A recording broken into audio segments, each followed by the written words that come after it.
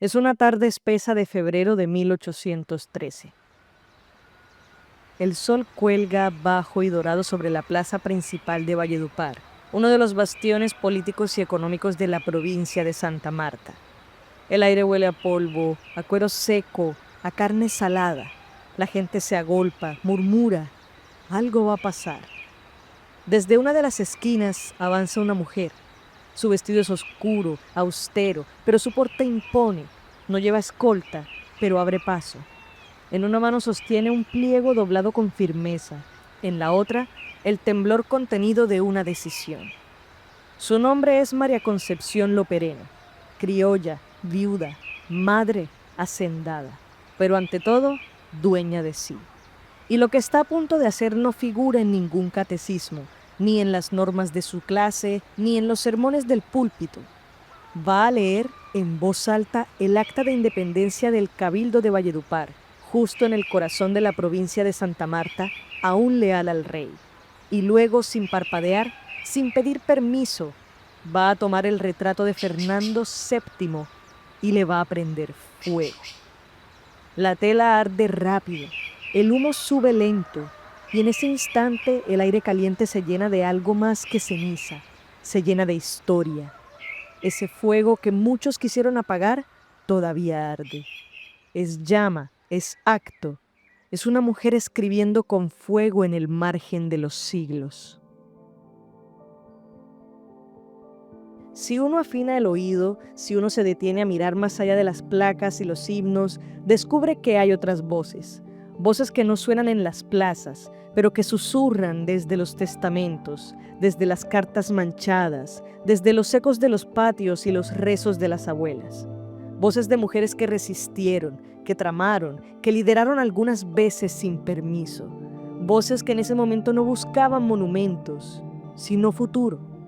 Este episodio busca recuperar algunas de esas voces.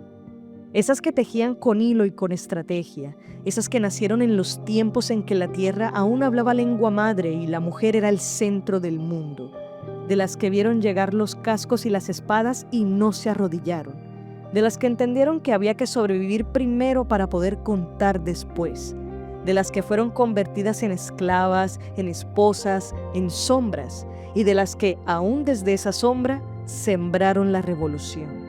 En las montañas donde nacen los ríos que alimentan al Caribe, las mujeres eran el eje de la vida. Madres cósmicas, guardianas del linaje, tejedoras del equilibrio. Luego vino la cruz, el hierro, el dogma. Vino la conquista a reordenar el mundo con mapas que no entendían la memoria. Y en medio de todo, ellas siguieron. A veces como cacicas, otras como esclavas, otras como conspiradoras silenciosas en las cocinas del poder. En tiempos de guerra o de mercado, de bautizo o de exilio, nunca dejaron de estar. Eran el 45% de la población en la provincia de Santa Marta, pero sostenían mucho más que la mitad del mundo. Esta historia no busca redimirlas, porque no están perdidas. Están aquí, en los apellidos, en los platos, en las canciones que aún se cantan bajito al arrullo. Están en cada mujer que se niega a callar. Desde el Ministerio de las Culturas, las Artes y los Saberes y el Archivo General de la Nación, esto es La Historia Duerme en Silencio. Mi nombre es Paula Cubillos. Quédense con nosotros. Para entender todo esto, para no quedarnos atrapados en la niebla de las suposiciones ni en la bruma de los mitos, hicimos una llamada.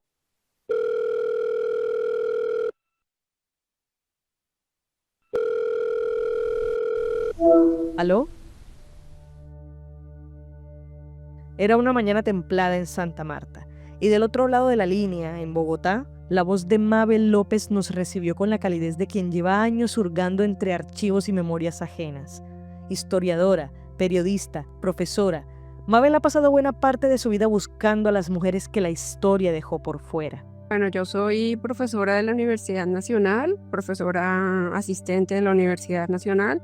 Soy también catedrática de la Universidad del Magdalena. En ambas universidades enseño en los programas y departamentos de historia, en la Nacional en Historia y en la Universidad Magdalena en el programa de Historia y Patrimonio. Soy de formación periodista, esa es mi base, con una maestría y un doctorado en Historia, con un máster en edición de la Universidad Autónoma de Madrid, y he dedicado casi toda mi vida, más o menos un 30%, a ser periodista, sobre todo divulgadora científica, en varias universidades y entidades del Estado, y luego a ser coordinadora editorial también en varias universidades y entidades del Estado. Esa actividad en un 50% la he alternado con la docencia universitaria, la Universidad Central, la Universidad del Bosque, la Universidad del Magdalena, la Universidad Nacional, y profesora invitada a la Universidad del Atlántico, a la Universidad UPTC, entre otras. Entonces volvimos a mirar hacia atrás, a hacer el ejercicio de imaginar el mundo como fue antes de que se llamara América, a escuchar lo que la historia cayó, pero que las mujeres como Mabel aún recuerdan. El lugar que ocupaba la mujer en el periodo precolombino es muy distinto al lugar que ocupaba la mujer en el contexto hispánico. De hecho, muchas autoras recientes han discutido la existencia del género entre las sociedades precolombinas. ¿A qué me refiero con eso? El género entendido como una categoría que nos habla de la construcción social y cultural de la diferencia sexual. Antes de que existieran los libros de historia, existía la memoria. Una memoria tejida en cantos, en semillas, en el humo del fogón que nunca se apagaba. Las mujeres en ese momento no eran vistas como la sombra del hombre, sino como el centro de la casa, de la tierra, del tiempo. Lo femenino no era lo otro, era lo primero. Pero para hablar de ese mundo anterior al olvido hay que entender que no existía una sola forma de ser mujer. Colombia, ese país que aún no había sido nombrado, estaba habitado por decenas de pueblos originarios, cada uno con sus lenguas, sus dioses, sus formas de nacer, de morir y de amar. No todos pensaban igual, pero muchos compartían algo profundo. La vida giraba en torno a la madre. Eso es lo que vamos a empezar a explorar, el mundo antes de los conquistadores. Un mundo donde el linaje se heredaba por la sangre de la abuela, donde el apellido era un eco de la madre y donde, como nos explica Mabel, el género tal como lo entendemos hoy ni siquiera existía. Los pueblos originarios tenían un lugar distinto para las mujeres. De hecho, autoras como Virginia Gutiérrez de Pineda han señalado pues, que la mayoría de estos pueblos eran matrilineales o matrifocales. ¿Esto qué quiere decir? Que la sociedad se organizaba en torno a las mujeres. Aclaremos que son muchísimos pueblos originarios los que constituían el continente y muchísimos los que constituían lo que actualmente conocemos como Colombia, ¿no? Todos con sus particularidades, con sus dialectos, con sus costumbres, había intercambios entre ellos, pero cada uno tenía pues como su naturaleza, ¿no? No era solamente que las mujeres heredaran la tierra o le dieran el apellido a los hijos, era que la vida misma, su orden, su lenguaje, su sentido, pasaba por ellas. En muchas de estas culturas originarias no había que conquistar un trono para ejercer poder. Bastaba con saber cuándo sembrar y cuándo recoger, cuándo callar y cuándo soñar, cuándo cortar la raíz y cuándo dejarla crecer. El poder no era una corona, era un ritmo, y ese ritmo lo marcaban las mujeres.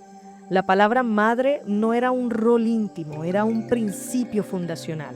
La madre no era solo quien paría, sino quien nombraba, quien contenía, quien tejía las relaciones entre los vivos y los muertos, entre los humanos y las montañas, entre el fuego del fogón y la lluvia del cielo.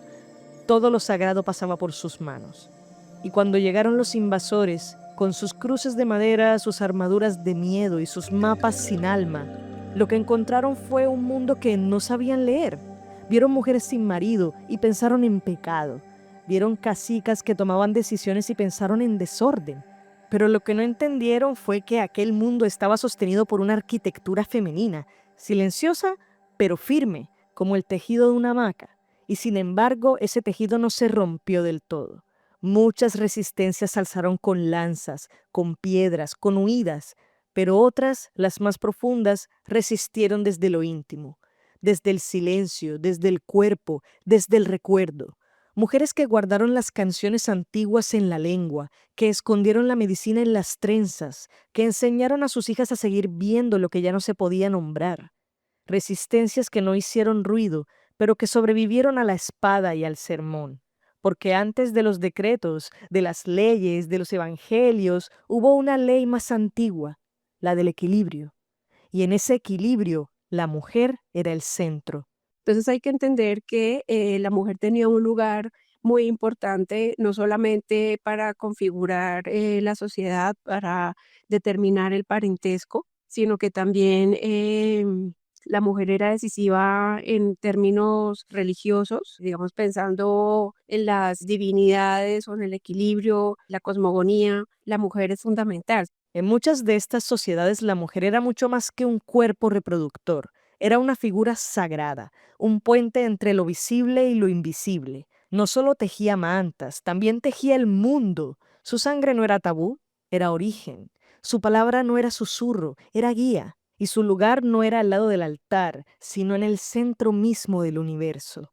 Porque para los pueblos originarios, lo femenino no era un rol, era un principio cósmico, una fuerza que sostenía el equilibrio de todas las cosas. Cuando llegan los castellanos, traen una configuración que es supremamente lesiva para las mujeres.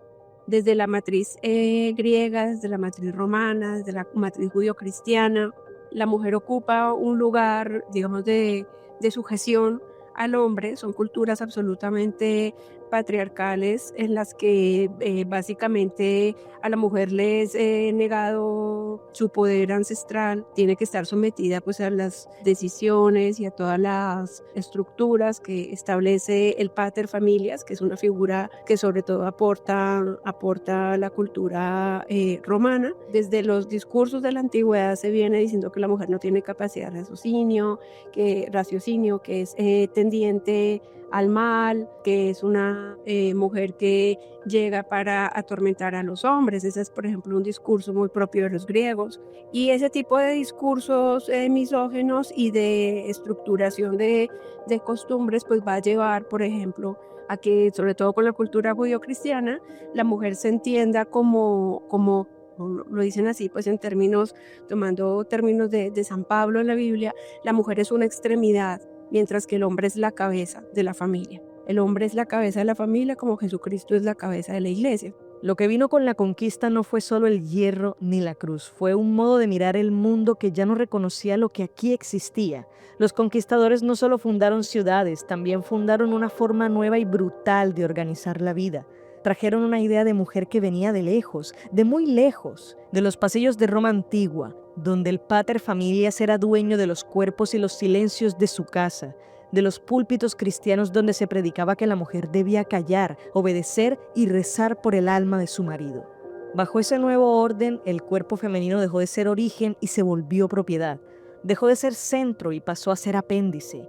La mujer que antes era brújula, raíz, médula del parentesco, fue convertida en sombra legal, en extremidad moral, en recipiente bautizado. A las que habían sido cacicas se les negó el mando, a las que habían sido médicas se les llamó brujas, a las que hablaban con la montaña se les prohibió el idioma, y a las que recordaban el mundo antiguo se les ordenó olvidarlo. Porque en el fondo, la conquista fue también una guerra contra la memoria. Donde antes había clan, ahora hubo apellido. Donde antes había linaje materno, ahora hubo cédula de castas. El universo que antes se pensaba en ciclos y siembras fue recortado en fechas, decretos, confesiones, mandamientos. Los pueblos que habitaban estas tierras, diversos, complejos, con sus propias formas de amor, de justicia, de cielo, fueron reducidos a una sola categoría: indios. La mujer, que antes era la piedra angular de la sociedad, pasó a ser invisible en los registros, salvo cuando servía como botín, como propiedad, como escándalo. Aquel nuevo mundo necesitaba una estructura donde todo pudiera clasificarse: quién era libre, quién era esclavo, quién era bastardo, quién era legítimo. Y esa estructura tenía como principio rector un patriarcado férreo, legal y sagrado. Un patriarcado que ya no solo se dictaba desde el altar o la espada, sino que desde las leyes que comenzaban a escribirse con letra gótica y con tinta que aún huele a sangre. En un mundo donde el color de la piel dictaba el lugar que uno ocupaba en la mesa y en el templo, cada gesto podía ser político. El modo de hablar, de vestir, de criar, de rezar. En las cocinas, en las trastiendas, en las chicherías, las mujeres comenzaron a negociar su margen. Sabían que la ley no estaba hecha para ellas, así que aprendieron a bordearla. Algunas vendieron artesanías para comprar su libertad o la de sus hijos, otras aprendieron a leer para defenderse ante los jueces, algunas se casaron para proteger a los suyos, otras para torcer el destino de la sangre, y otras, las que no pudieron huir ni negociar, resistieron quedándose, pariendo, cuidando, narrando, porque incluso en la inmovilidad forzada había una voluntad que se negaba a ser vencida, y esa voluntad muchas veces pasaba desapercibida, pero estaba ahí, como el agua subterránea, como la raíz que espera bajo tierra el momento exacto para volver a brotar. Las mujeres africanas eran sexualizadas. Las mujeres indígenas también eran sexualizadas. Las mujeres mestizas, generalmente sobre ellas caía el estigma de ser las concubinas, de ser las amantes por fuera del matrimonio, ¿no? Y también el hecho de verlas también como conflictivas. Hacia mediados del siglo XVIII, el poder colonial en América todavía parecía firme, casi inamovible. Las leyes estaban escritas, los diezmos cobrados, las jerarquías bien ordenadas, Dios, el rey, el virrey, el obispo, el padre, el esposo. Todo tenía un lugar, todo debía mantenerse quieto. Pero debajo de esa calma impuesta, algo comenzaba a descomponerse. Las distancias, tan largas entre la sierra y la corte, hacían que el control real fuera más un mito que una realidad. Los caminos eran de polvo y río, las órdenes llegaban tarde o no llegaban, y las autoridades locales aprendieron a gobernarse con cierta autonomía. En las provincias, el poder se parecía más a una costumbre que a una ley. En medio de esa economía ambigua, donde el contrabando y los circuitos informales sostenían la vida del Caribe, las mujeres también movían el mundo. No solo fueron regatonas, vendedoras y lavanderas, sino también prestamistas, tabacaleras y hacendadas. María Concepción Loperena, por ejemplo, administró tierras, donó caballos a Bolívar y lideró la independencia de Valledupar. Aunque se ha dicho que estaban confinadas al hogar, muchas manejaban capitales, litigaban con propiedades y tejían redes de intercambio. Las mujeres no solo participaron en la economía colonial, fueron piezas clave de su engranaje y a veces de su ruptura. En las provincias más periféricas como la de Santa Marta, ese descontento tomó formas propias. Allí el poder real era más simbólico que efectivo. El Cabildo de Valledupar, por ejemplo, operaba con lógica interna. Pactos familiares, alianzas económicas, rivalidades locales. Las decisiones no se tomaban en nombre del rey, sino en nombre del apellido. Mientras tanto, la estructura de casta se volvía más enrevesada, más absurda, más insoportable. Los censos intentaban clasificar lo inclasificable, como si bastara una palabra para explicar una piel, una historia, una mezcla. Mulato, mestizo, morisco, coyote, lobo, castizo. Y detrás de cada palabra, una prohibición, una frontera, una condena. Pero las fronteras también son lugares donde se cruzan cosas. A finales del siglo XVIII, el imperio ya no tenía el mismo brillo. Desde lejos todo parecía seguir igual. El rey seguía en su trono, las misas seguían llenas, las casas con escudo en la puerta seguían mandando, pero bastaba afinar la mirada para notar las fracturas. Y aquí aparece la figura de María Concepción Loperena. Como ella, muchas otras mujeres participaron decididamente. María Concepción es interesante porque no se trata de una mestiza, no se trata de una mujer humilde, se trata de una mujer de élite, de las familias más importantes del Cabildo de Valledupar. Por eso su gesto importa tanto, porque no ocurrió en una ciudad rebelde ni en una plaza tomada por la efervescencia republicana. Ocurrió en Santa Marta, una provincia que la historia ha descrito como uno de los últimos bastiones del realismo, un territorio donde la fidelidad al rey no era una consigna, sino una estructura entera de vida, económica, social, espiritual. En ese contexto donde el cambio era visto como amenaza y la independencia como traición, que una mujer criolla, rica, viuda, heredera de haciendas y apellidos, decidiera romper con ese orden y ponerse del lado de los insurgentes, no fue un accidente, ni una anécdota, ni una emoción pasajera. Fue una decisión que desafiaba todo lo que se esperaba de ella.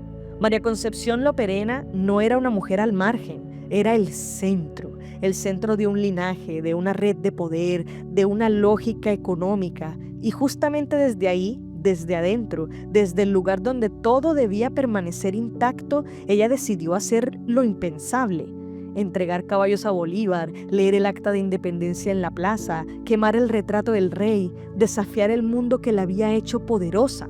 Y hacerlo no por desobediencia juvenil, no por romanticismo, sino porque entendió que algo en la estructura del poder ya no sostenía el futuro, que en esa grieta entre dos órdenes había que elegir, y ella eligió. Una mujer que desafía pues a todas estas autoridades coloniales, coger y quemar tanto el retrato como el escudo es algo que una mujer ordinaria no haría. La persona que estamos escuchando en estos momentos se llama Luis Becerra.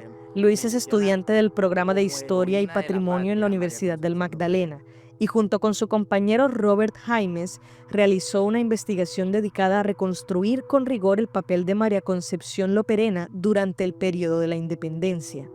El trabajo fue dirigido por la profesora Mabel López y surgió de una inquietud profunda. ¿Cómo es posible que una mujer tan influyente como ella, que aparece nombrada en discursos, libros y crónicas, no cuente aún con una biografía sólida basada en archivo, en documentos, en hechos? Su trabajo no partió de suposiciones, sino de archivo. Revisaron testamentos, partidas de bautismo, libros parroquiales. Descubrieron que María Concepción no era una figura decorativa ni un símbolo vacío. Era una mujer poderosa, heredera de dos de las familias más influyentes de Valledupar y Santa Marta, criolla, hija de don Pelayo Loperena y María de Ustaris. Se casó con José Manuel Fernández de Castro, capitán de milicias reales y hacendado. A su nombre quedaron extensas propiedades: Limonar, La Jagua, Becerril, también una casa frente a la iglesia, en el corazón del cabildo. María Concepción no venía de la periferia del poder, era el poder, y desde ahí decidió empujar la historia en otra dirección. Bueno, primeramente, pues María Concepción Loperena es un personaje que pues no, como dije anteriormente, no ha sido tan indagado por la historiografía tradicional, conservadora, por así decirla.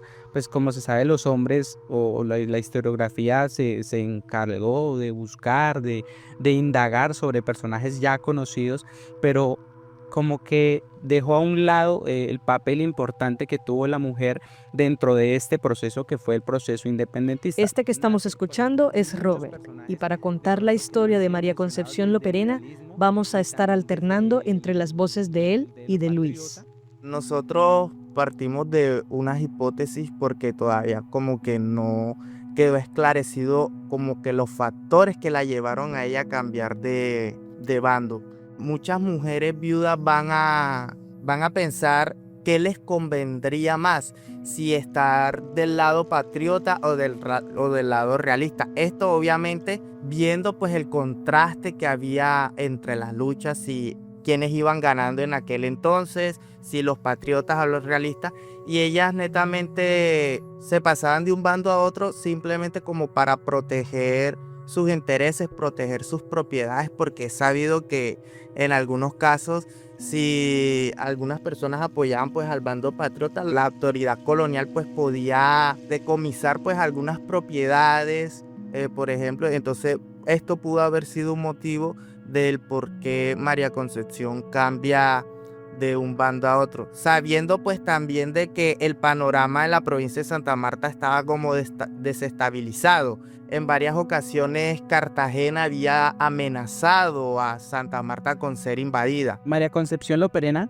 por el poder adquisitivo que tenía haciendas, tenía esclavos, tenía caballos, tenía ganado. Entonces María Concepción Loperena, aparte de apoyar con su propia familia, porque su propia familia fue un respaldo, como dije anteriormente, debido a que pues ella fue la que tomó la iniciativa de que vamos a apoyar al bando patriota. Entonces ella decidió también apoyar a la causa mediante esta forma, donando 300 caballos. También donó personal que apoyaba a los militares, donó vestimenta, donó mucho armamento también, el cual le permitió pues generar ese sentido patriota que ayudó a que se libertara la independencia tanto en el Caribe, como no se decía en el Caribe colombiano, sino el Caribe ni el virreinato, sino en Colombia en general, lo que se conocía como el virreinato del Nuevo Reino de Granada. Cuando la situación en la provincia comenzó a desbordarse, María Concepción Loperena entendió que no podía quedarse al margen.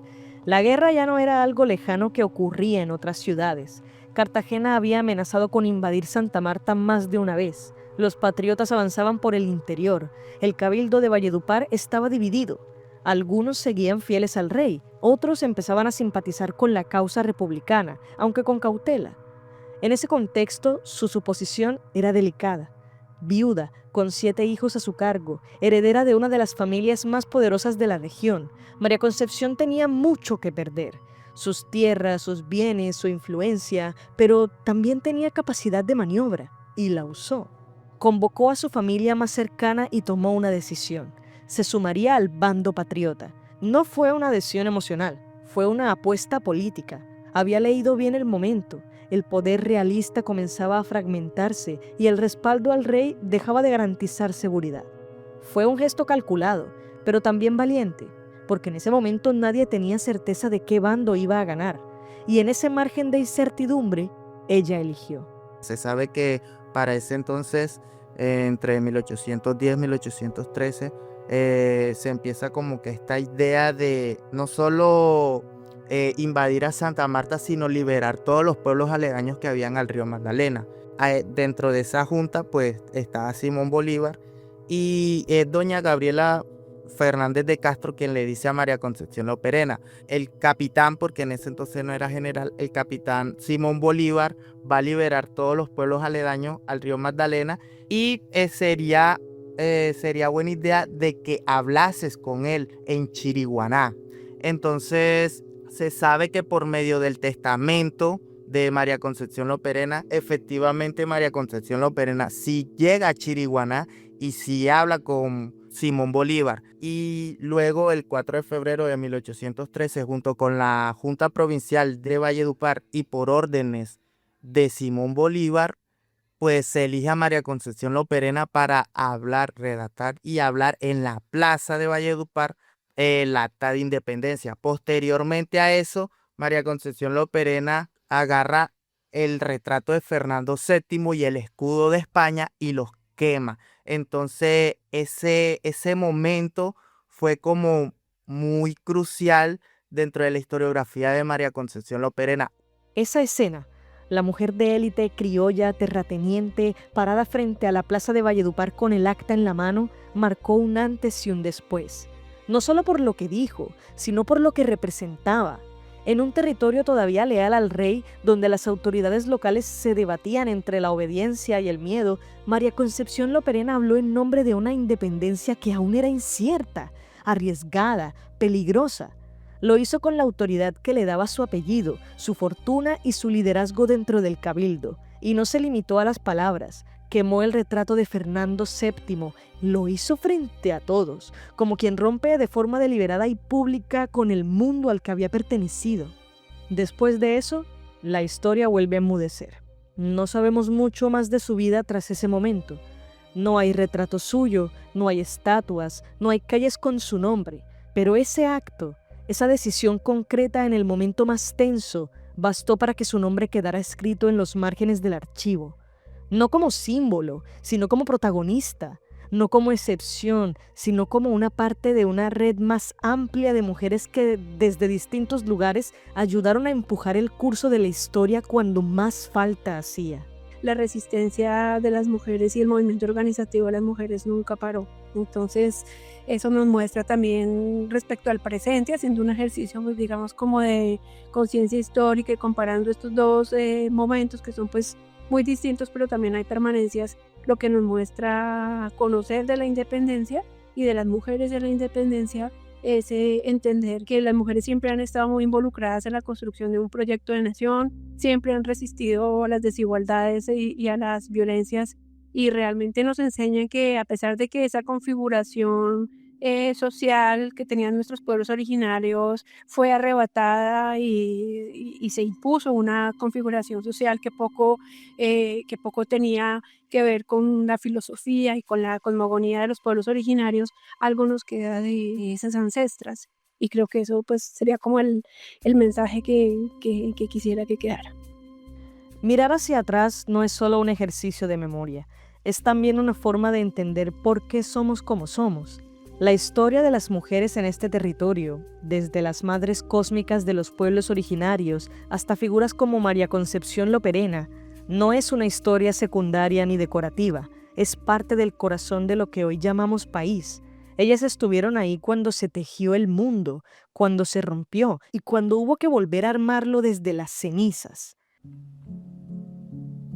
En muchas regiones de Colombia, en los patios, en los mercados, en las casas, la figura de la matrona sigue siendo el eje silencioso que sostiene la vida. Y si algo nos deja este recorrido, es la certeza de que la resistencia no empieza cuando suena un disparo, ni termina cuando se firma un acta.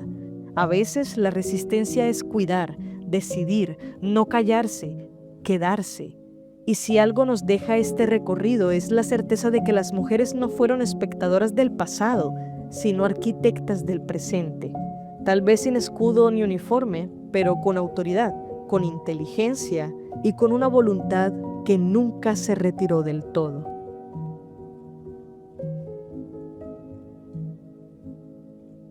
La historia duerme en silencio es un podcast del Ministerio de las Culturas, las Artes y los Saberes y el Archivo General de la Nación. Este episodio fue dirigido, escrito y producido por Paula Cubillos, Julián Sánchez, Jorge Cote y Pedro Espinosa Blanco, con el apoyo de Sebastián Duque y bajo la dirección editorial de Francisco Flores. Agradecemos a Mabel López, a Robert Jaimes y a Luis Becerra por su colaboración.